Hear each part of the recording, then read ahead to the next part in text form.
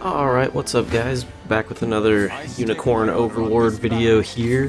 First off, if you don't mind hitting that subscribe button, really appreciate it. It helps me out. Just hit 1,000 subs recently. We're going to go for 2,000 now. In this video, it's going to be a little bit of a three-parter. Wanted to cover a few different things.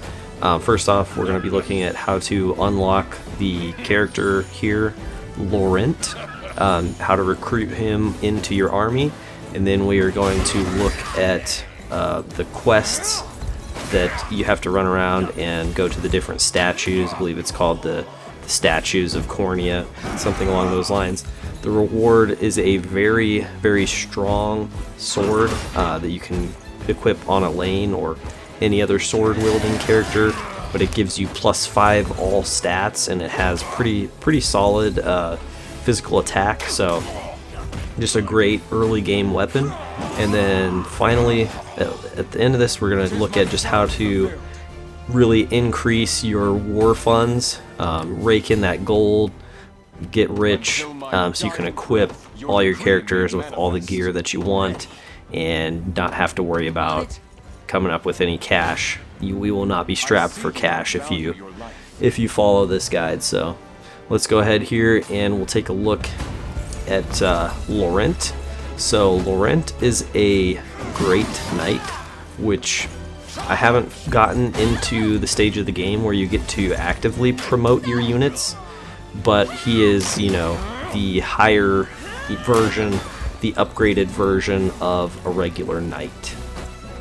So it looks like, from what I can tell, once you promote a unit, they get base 2 AP and 2 PP, and then instead of having 3 accessory or 3 gear slots, they have 4 gear slots. I'm not sure if they have higher base stats as well, but definitely promoted units are significantly, they have a much higher base power than their non-promoted units. And Laurent, he will join you once you complete the quest to save Scarlet and you defeat Galerius in that first battle, which one of my previous videos covers my strategy for defeating him. He is a pretty tough fight. I'm playing on expert mode. I don't know if it's any easier on the lower difficulties. So once you complete that quest and you save Scarlet, as soon as you go into one of these liberation battles, which has like the purple flag, Laurent will appear and join your team, and you'll have him as a temporary ally. Once you finish that initial one, he's not going to join you right away. You need to go through and complete 4 liberation battles, and I don't know if him dying in a battle will prevent you from recruiting him.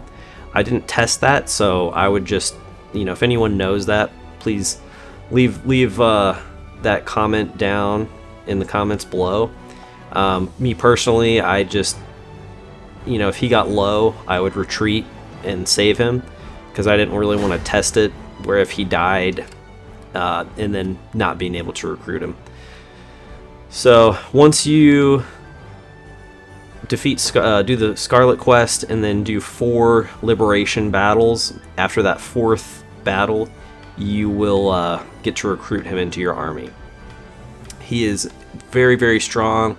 Right now I have him in I have like a cavalry unit in my current army after recruiting him, and he is like the anchor point of it. Just he has, you know, 2 AP and 2 PP, so he's just stronger than any other unit that's in that. Alright, next up we're going to look at the quest Carved of Cornia Stone, and the reward for this is a very strong sword, especially in the early game, called the Kingsblade Cornix, and it has a pretty solid physical attack at 15, and also gives you +5 to all stats, which is very, very strong early on. A lot of your stats, it's gonna just be like a 30% or, you know, more boost to those stats, and Elaine already being just a very strong all-around character, it makes him just even stronger. I mean, there's really nothing he can't do. He can tank, he can deal damage, he can self-heal, He can guard, he can tank for your allies in his unit. Just very, very strong character, which makes sense as he is, you know, main character in the game. But this just will help make him even stronger. So we're going to take a look here at what you need to do to get this weapon. So first off, you need to go to these 4 statues throughout the Cornia nation in this order: Minotaur, Mermaid, Griffin, and Unicorn. And gonna take a look here at where those are. First off, we're gonna go to the Minotaur statue. I would recommend doing this quest after you've rescued Scarlet. I believe you do need to rescue her to open up some of the areas. So first off, down here, this is the Minotaur carving. As long as you're going in the right order, you do have to have Yana in your party to do this quest. And once you go to the carving, it'll start to glow. She'll make a comment saying you're on the right track. Show you here on the mini-map where the location is. And then we will go to the next one. Don't miss this divine shard here. So this is where the Minotaur statue is. You do kind of have to take a roundabout way to get there, but you can get there. Then you're going to want to travel up here to Fort Estania and then run up to the northwest. And then that is where the next statue will be. So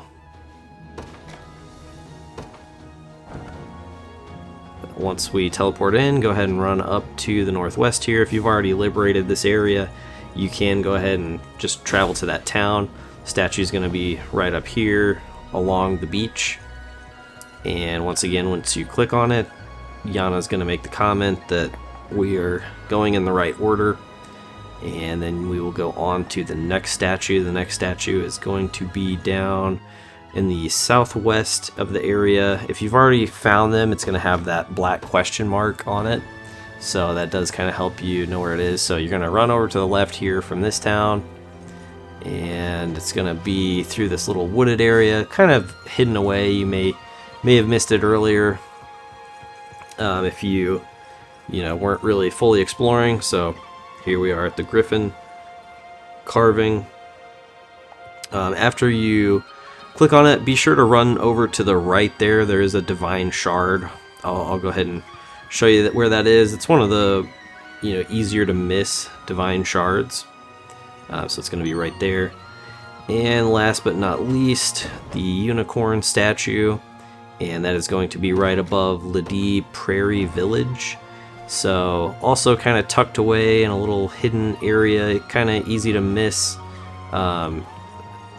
So you just run up through the trees here over this little wooden bridge, and that is going to be where the unicorn carving is. So congratulations, now you will have the Kingsblade Cornix. I would recommend, like I said, equipping it on Elaine. Later on, once you get a better weapon that makes more sense to put on him, you may want to switch it out to a different character, but like I said, very, very strong early game weapon. So now we're going to take a look at just getting some war funds, doing some farming, getting rich. One thing that you may not have noticed, at all of the forts and the walled towns, you will be able to engage in mock battles with these guys that have the little sword over their head. And you may think that it's just a little training exercise to kind of tutorial the units or preview them, but actually if you are able to completely annihilate the unit in the mock battle, you will get several thousand war funds. And there's a couple of different strategies and ways to do this. You may need to wait until you get a little higher level and unlock some 4 character units to defeat some of them in the early game. Just go ahead and switch your characters around if you need to, because it's a mock battle. So now you can see I'm going to completely annihilate him, and if you are able to destroy them, you will get several thousand war funds. And there are one of these guys at every fort, like I said, and every walled city. So that amounts to tens of thousands of war funds that you can just easily go through and pick up, especially if you haven't cleared these already. be sure to backtrack and just travel to each fort, kill all the ones that you haven't yet. Once you defeat them, I'll show you here kind of what it looks like. You get a little green check mark on them, and that way you know that you've already cleared this one. And like I said, you're going to get several thousand war funds.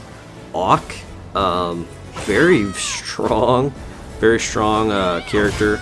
Would highly recommend you, you know, I'll do some more character builds later on, but he's just very strong. So anyways, like I said, once you kill them, you're going to get a couple thousand war funds. They're going to have that little green check mark on them. So once I kind of, you know, realized, I didn't realize until a little while through the game that you do need to fully wipe out the unit to get the war funds. I thought I was getting the war funds just from doing the tutorial or the mock battle, and I only really noticed later on that you have to completely annihilate them. So like I said, a couple different strategies here. Tips for doing this: just go ahead and like switch your units around as needed to what you think is going to give you the strongest force for fighting that particular mock battle. And then another thing is, sometimes like before the battle starts, like when it shows you the damage for each side, it's sort of predetermined what's going to happen. And so when it shows, you know, you may not be completely annihilating that force because like you get a miss, or you know, they guard, you know, something that's RNG a little bit may have occurred that caused you not to kill them. And if you just redo that battle, then you will not miss and you'll annihilate them. So even if you go through and like your unit isn't fully annihilating them, go ahead and do the mock battle and then check it again. A lot of times you will destroy them, and it's just because you have an unlucky miss, or you know, you may get a crit in the next one that is the difference in killing them or not killing them. So that is one tip to getting tens of thousands of war funds early in the game.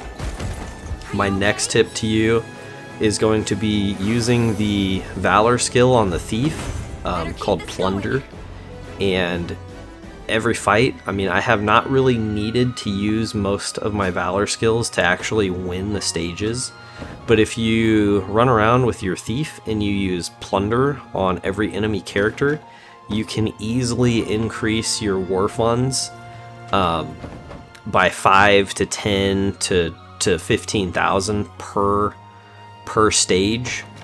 You can get about 1,000 to 1,500. It just kind of varies from Plunder by stealing from each enemy unit, especially the boss unit. Seems like the boss unit typically has more war funds for you to steal.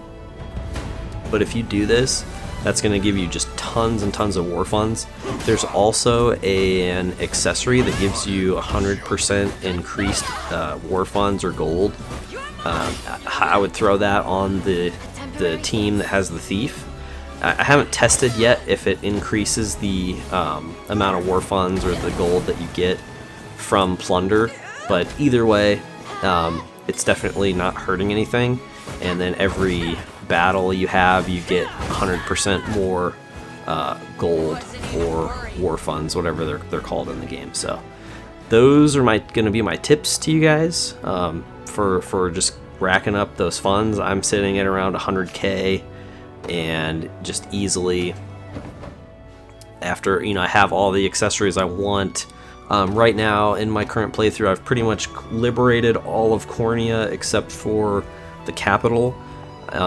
Pretty much got Cornia cleared. I haven't gone and tried the level 40 missions. I'm around level 15, so I'm gonna go venture off into the next couple continents and explore those.